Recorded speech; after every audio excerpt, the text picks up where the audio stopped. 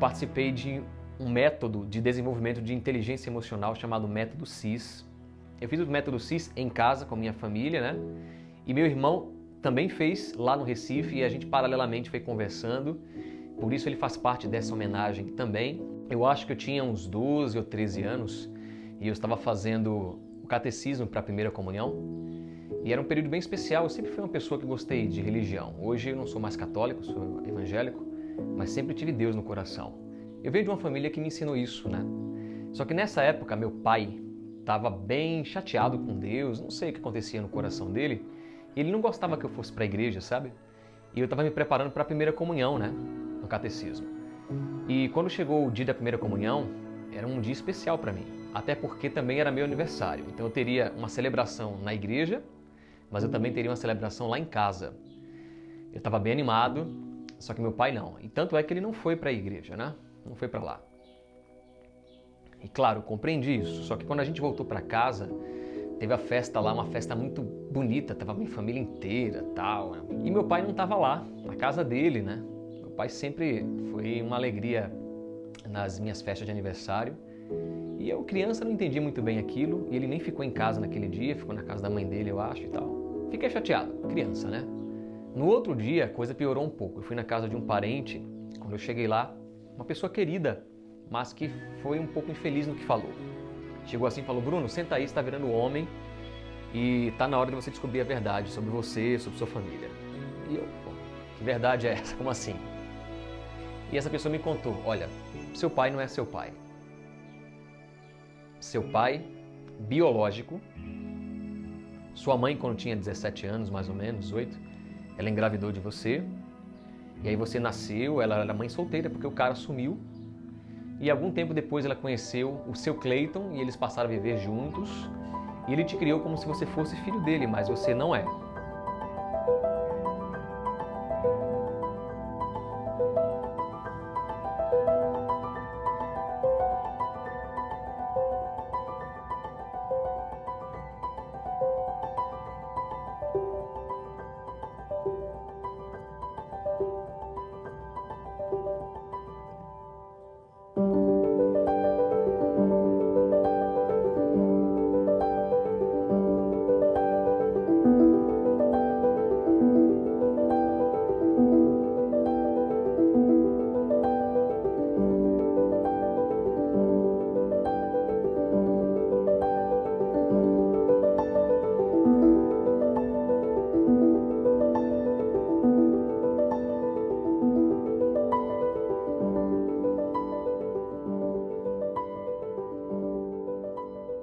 E essa é a minha história, essa história é verdadeira.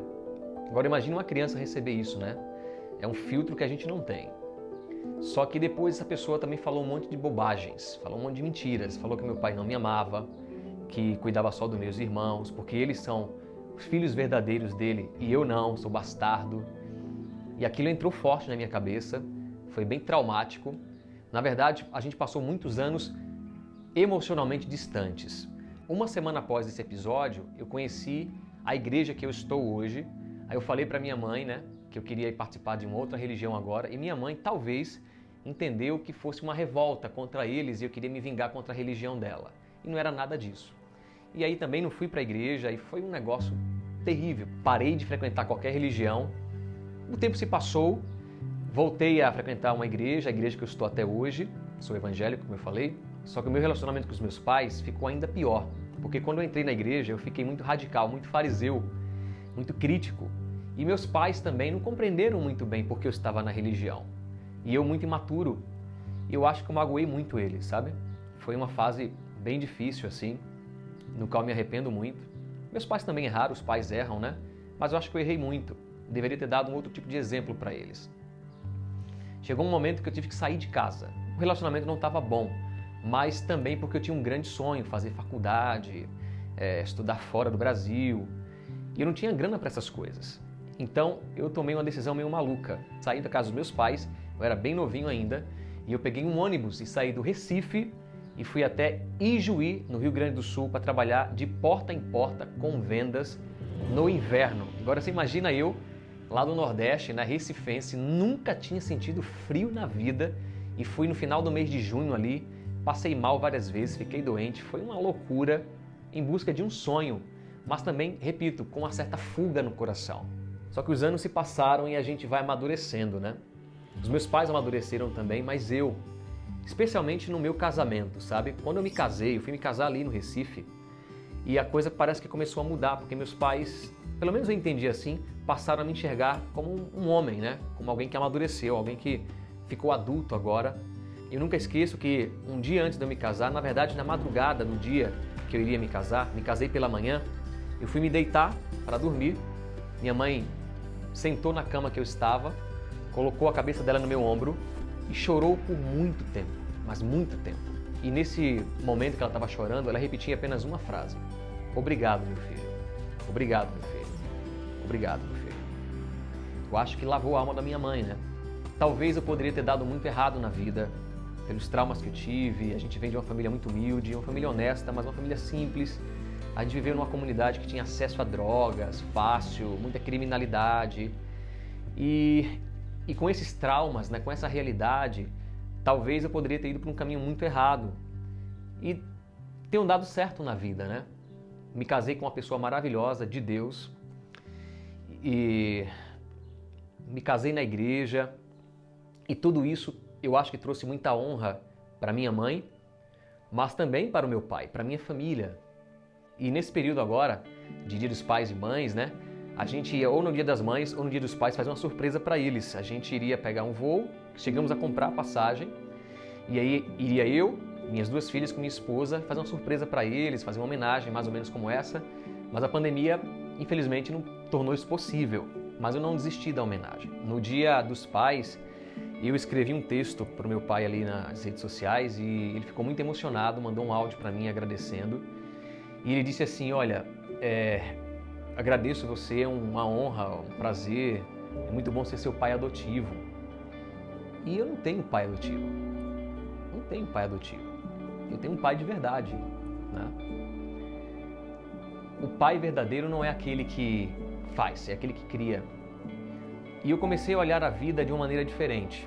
Eu acho que não foi só os meus pais que me olharam diferente, mas eu passei a olhá-los diferente quando eu me tornei pai. E eu vi que pais e mães, os pais erram muito. E eles erraram tentando fazer a coisa certa, natural. E Deus falou muito forte comigo através desse método, me ensinando a me perdoar, a perdoar outras pessoas. E a gente tem mágoas com pessoas que a gente ama, é natural isso aí. E aí eu decidi então fazer esse vídeo em homenagear meus pais, para que eles saibam que eu os amo muito, que eu não tenho nada do que reclamar deles. Eu sei que eles erraram tentando acertar. Eu não preciso que eles me peçam perdão por nada. Eu que tenho que pedir perdão talvez por alguma coisa errada que eu fiz. Eu decidi fazer uma surpresa diferente para eles. Não é só esse vídeo. Só que agora minha vida mudou muito e graças a Deus eu prosperei bastante. Tenho uma família maravilhosa, tenho uma vida financeira confortável. Eu fui uma pessoa que prosperou. E eu devo muito a Deus por isso e devo com certeza aos meus pais, à minha família. Agora eu vou voltar para minha terra, só que eu não vou mais de ônibus, né? Eu até pensei em ir de avião, porque já viajei tanto de avião, mas agora que a gente prosperou um pouco mais, decidi pegar um carrinho bem melhor do que os que eu já tive. A gente pode ter isso hoje em dia. E vou fazer uma viagem longa aí. Quero chegar lá em Recife. E eu quero dar um abraço nos meus pais, quero beijá-los, quero dizer que eu os amo pessoalmente, fazer essa surpresa num outro patamar da vida, mas não no patamar financeiro apenas, mas num outro patamar emocional, uma nova fase da minha vida que eu espero que traga também muitas bênçãos para a vida dos meus pais. Estou chegando agora na minha terra, eu estou a pouquinhos quilômetros da casa dos meus pais para realizar um sonho que foi sonhado há pouco tempo. Anos atrás, eu saí da terra dos meus pais, da minha terra, da casa dos meus pais, porque estava um pouco chateado, também tinha um grande sonho, ou grandes sonhos, conquistar muitas coisas. E era um momento difícil, né? A gente saiu muito magoado de casa e não estava bem. Era uma outra situação da minha vida, era um outro momento. E agora eu estou voltando, chegando aqui perto, num outro momento financeiro da vida, um outro status social, com conquistas, mas acima de tudo, com uma conquista emocional muito poderosa que Deus me deu. Venci vários traumas, venci vários bloqueios. E chegar agora aqui de carro, numa outra situação financeira, viajando. E o que é curioso é que eu nunca fiz uma viagem tão longa assim de carro. E a primeira longa viagem de carro que eu estou fazendo é justamente revisitando a minha terra. Só que agora numa outra situação financeira, mas especialmente emocional.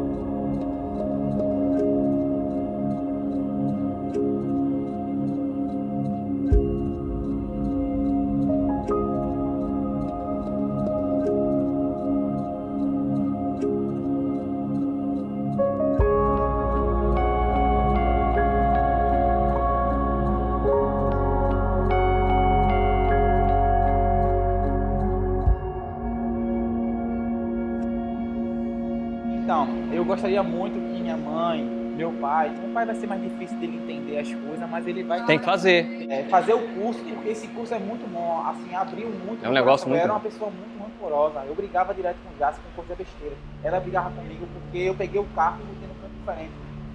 Então, assim, é um curso que a gente aprende que nossas crenças podem ser cada vez melhores. E a gente tem que viver o passado para presenciar o futuro. Se a gente não tirar as mágoas do passado, liberar, soltar, a gente não sabe o futuro. Eu digo isso porque a minha infância, eu não me lembro muita coisa da minha infância, mas pequenos momentos que eu me lembro de coisas ruins, ficou guardado pra mim. No momento que o pai falou pra mim, reclamou que eu estava no meio de meus amigos e disse que ele pintou o carro, aí saiu o resto me xingando, aquilo ali me doeu. E tem outras coisas que aconteceu. Feito, mas já me botou de castigo por causa de besteira. Que é uma coisa simples assim, e eu, velho, eu não faço nada. Brigavam comigo todo o tempo porque eu andava de skate, você vai ser um marginal, que não sei aquilo outro. Nunca sequer botou um cigarro na boca, velho. Nunca cachaça, nada, velho.